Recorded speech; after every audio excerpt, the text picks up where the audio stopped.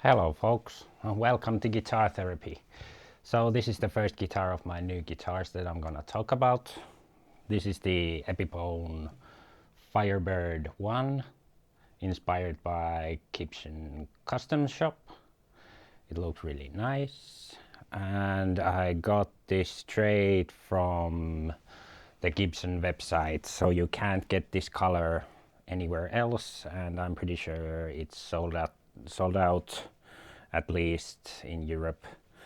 So there was a sale. I didn't pay full price because I think some of the specs don't justify the price of these, like the Indian Laurel on the fretboard. It looks pretty good now. I have conditioned it with like antique wax, which is pretty similar to like Monty's. I think I'm gonna show you the product I use when we get on the bench. So the video is gonna contain like an on the bench scene, and then I'm gonna do a bit of playing. But I think even when I watch YouTube videos, I don't usually pay attention to the playing because everybody's rig is different. It's not gonna sound like that when you get it. So I'm gonna go over the spec real fast. This is a neck through guitar. You can see, I can show you the back. It has a mahogany neck with walnut stripes. Let's count how many. So 1, 2, 3, 4, 5, 6, 7, 8, 9 ply, I think. So it should be resonant. I can, or sustain. Sustain is the word they use when talking about neck through guitars. It has a lot of sustain, and I think the wraparound bridge also helps with that. There's less things to mess around with the string, and it also makes it kind of slinky and really loud. I'm sure you can hear this through the lapel mic I'm using. This is one of the louder guitars I have. It's probably due to the, I'm talking over the playing, it's probably due to the overall mass of the guitar or the size of the guitar and the setup with the wrap tail. So it's Gibson scale, 24/75, 22 frets. These are like medium jumbos. Out of the box they were pretty good. I had to do some work. It's a Graphtec nut, and it has these Cluson banjo style tuners, which are super heavy, which will come, or I'll talk about that when I stand up with the guitar. What else? It has premium electronics with the CDS pots and Mallory caps. It has the Switchcraft jack and the Gibson Firebird pickup. These are the like inspired by Gibson stuff that they supply with the guitar. You also get a huge, really good case with the guitar. I'm not gonna get it out now, but it's a good case. The guitar fits there perfect, and it should protect the guitar. So what do I have to say about this guitar quickly before we get onto the bench? So it's 3.7 kilograms. I forgot to mention, on the website, I think all of these older models with the Indian Laurel, oh, the tracking came on. Well, it's fine, it's fine. All the older models with the Indian Laurel fretboard have Okome side wings, the parts attached to the neck. So this side, these are Okome, and those contribute to the guitar being way lighter than it looks. So 3.7 is not bad for a guitar this sized with these tuners. It also comes with 2 strap buttons. This useless one, unless you want to like carry your guitar by the neck for the whole show, and a one on the back that actually works pretty decently. So I was gonna talk about the balance because I really find it important in guitars. I hate guitars that don't stay in place when you stand.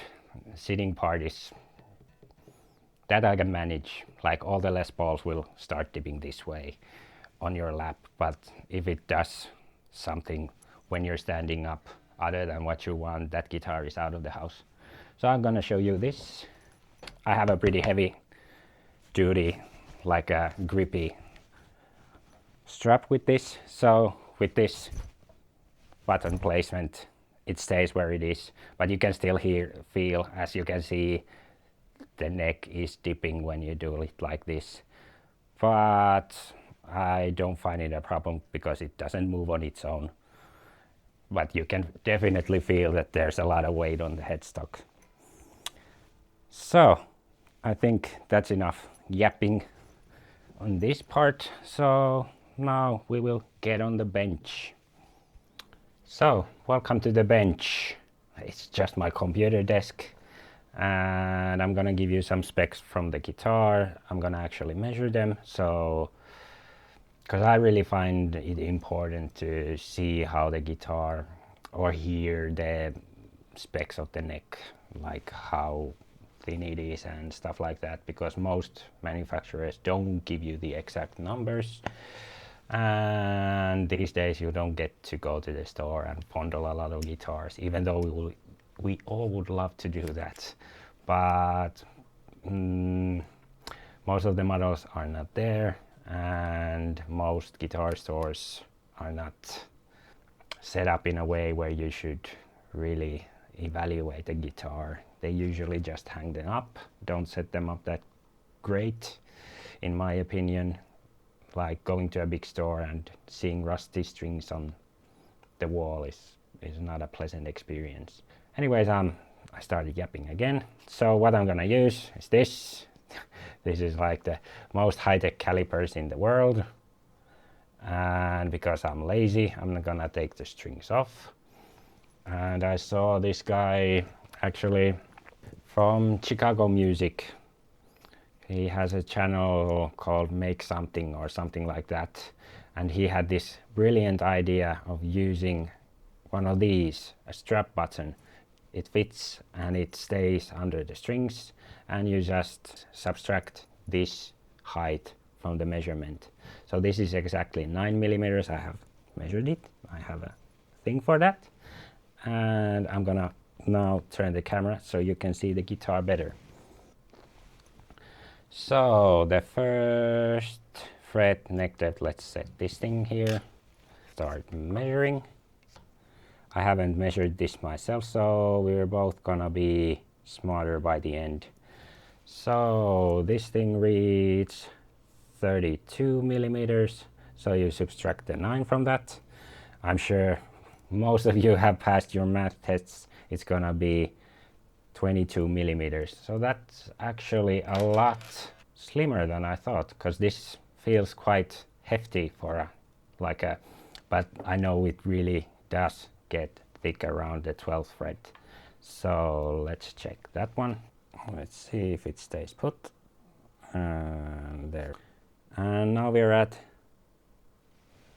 what does it say? 35 millimeters. So it's actually 26 millimeters on the 12th fret. So quite chunky compared to a lot of guitars. So there's a quite drastic taper on the neck, and you can definitely feel it. It gets thick quite fast. And this neck has the shape would be, it's like it has shoulders, and I think the nut measurement, which is, whoa, 44 millimeters, just under. So it is really wide compared to a lot of, like, if you're used to a Fender or even like a ESP or something like that, mostly it comes down to 42 millimeters here. So it's quite wide here. So that also like makes it feel quite thick. So these were so I'm gonna give you this. This is, I have no idea how to compare these because I usually don't care that much about 12 fret width, because just as long as your strings fit the fretboard, which sometimes in Fenders they do not, you have drop-off problems with the high E and you have to mess with the neck. So this was 54 millimeters here, so it doesn't actually get that much wider, it just gets really thick here. So those were the specs I wanted to show you, so I'm gonna turn the camera to me. So what did I have to do to this guitar to make it play like I want it? I got it straight from the Gibson website.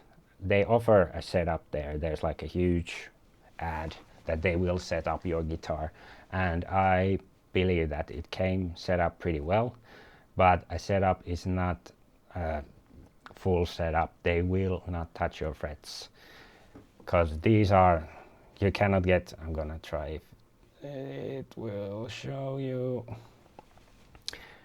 They did not feel like this when I got it. They are like straight from the factory.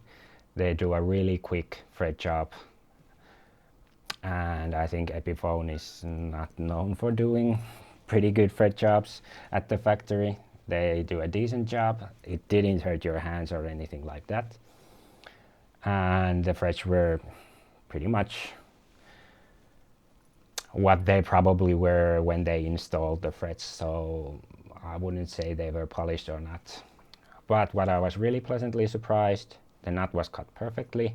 I didn't have to do anything around here. Usually they leave it higher so that you have to like, or you have some playroom with your preferred action. This was done really well, and the way you check it, you can press around 3rd fret and either measure this or eyeball how much room you have under the 1st fret, and that's how you know your nut is. So these strings are basically resting on the 1st fret, so there should be some space under there, but usually a little bit of space there is not, but you're gonna know if you have too much space. Your open chords are not gonna sound out well, they're gonna probably be sharp because you have to press down harder.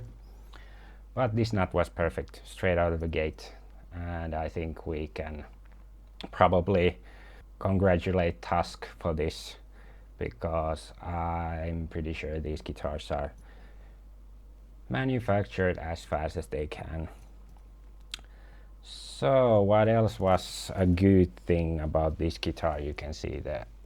Let's move on to the hardware. So the wrap tail is an Epiphone branded one. It's not a Gibson one. Sometimes they use the Gibson parts on these.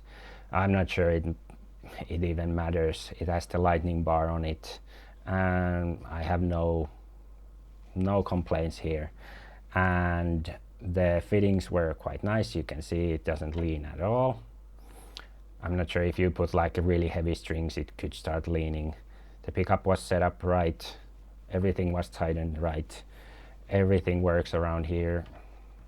So quality control wise, I'd say they could pay more attention to the frets, but that's a lot of time you have to put into frets. Like, I know I do these myself, so it's a lot of time and effort.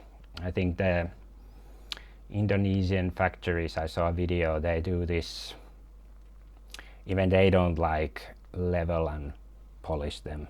They pretty much just hammer the frets in and hope the board is straight, and the fret job was done so that it's level. And after that they like use a big metal block here, and they just polish it with a machine. That's why you seem to get like super good frets from Indonesia these days, even from like cheaper guitars, because it's just slapping on the metal part and going to the buffing wheel. It's a 10-second job to polish it.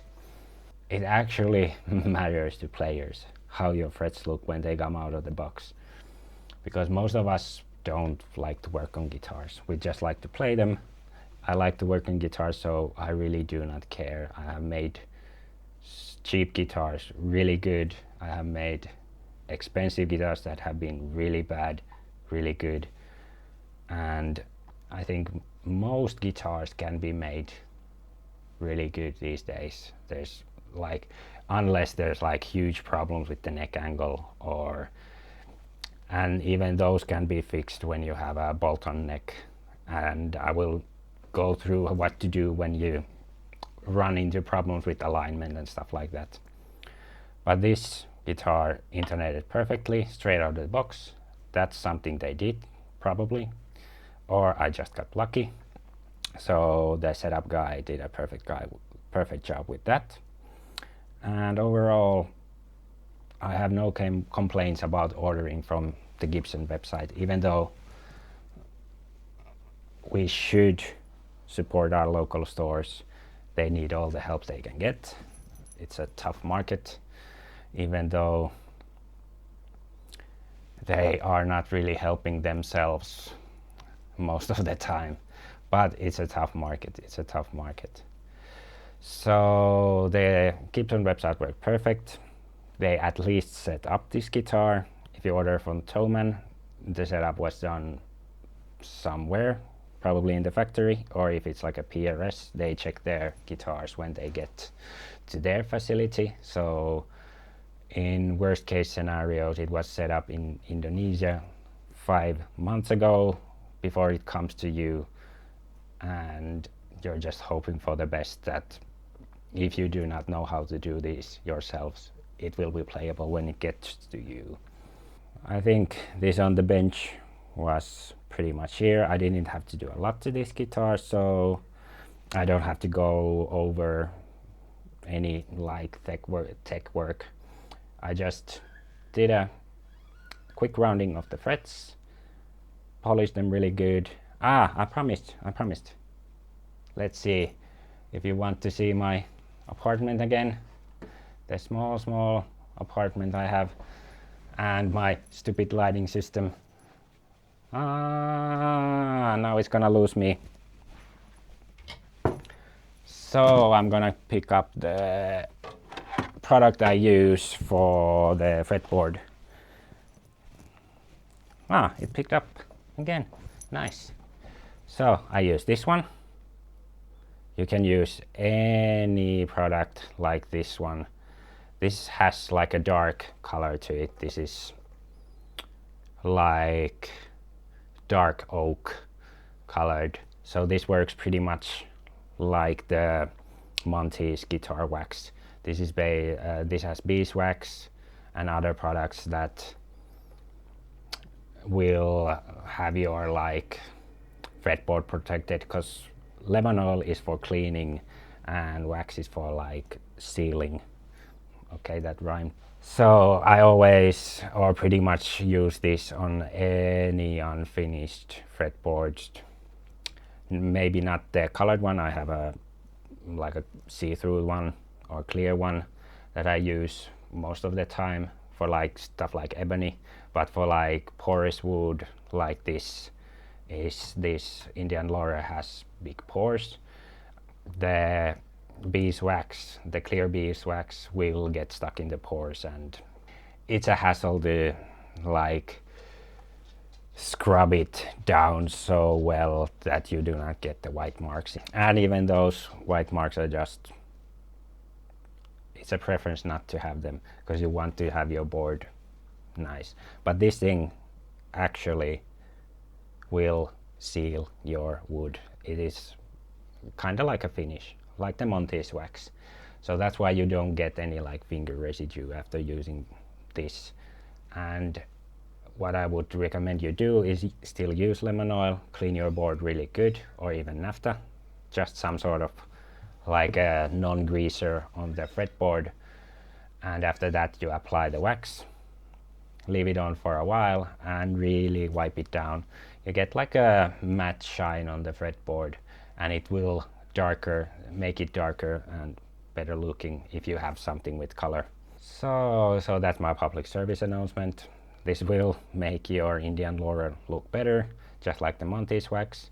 If you don't want to use a product not made for guitars, buy the Monty's wax. I have no complaints about that either. But these are usually a lot cheaper. I have had this for 10 years. I have way over half of it left, and this costs like €6. So I think the Monty's might be a waste of money, but at least Monty will get the money, and I think he deserves it. He's a hard-working guy. So that's it for the on the bench, and I'm gonna do the playing part next. It's gonna be just going through like basic things, because nobody wants to hear me doodle. There's a lot of guys who really know how to do that and make it interesting. So the playing part next. So what we're gonna be using for the playing part is the Tone King Imperial Neural DSP plugin, and in this setting it sounds like this.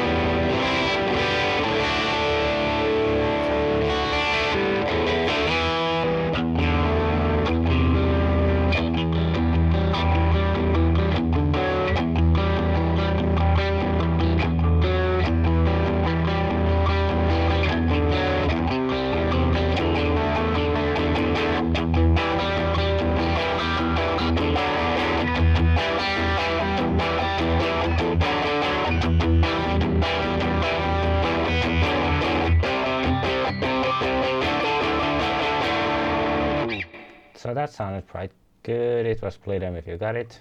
Now let's see if this is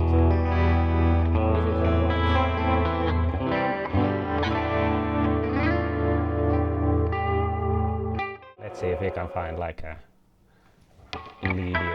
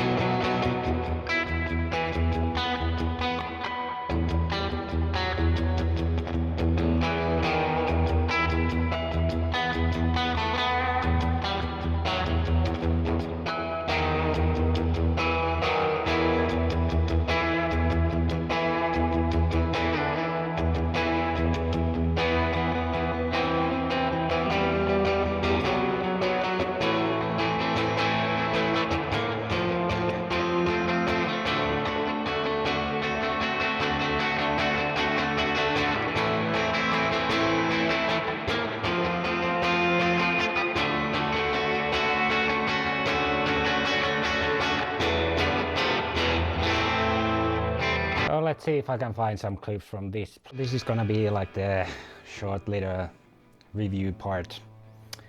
I'd say these are now heavily discounted, under €1,000. I can find no fault with it. It's made in China. Who cares? It's great guitar. But as always, when you get a new guitar, send it to a tech, go to a tech, and they can work their magic with it. I'd say spending €100 on a tech is way well spent money than buying a 6th overdrive pedal. That sounds pretty much the same. So I'd say this guitar is pretty good. If you can find one in a store, try it out. You really have to like the Firebird shape.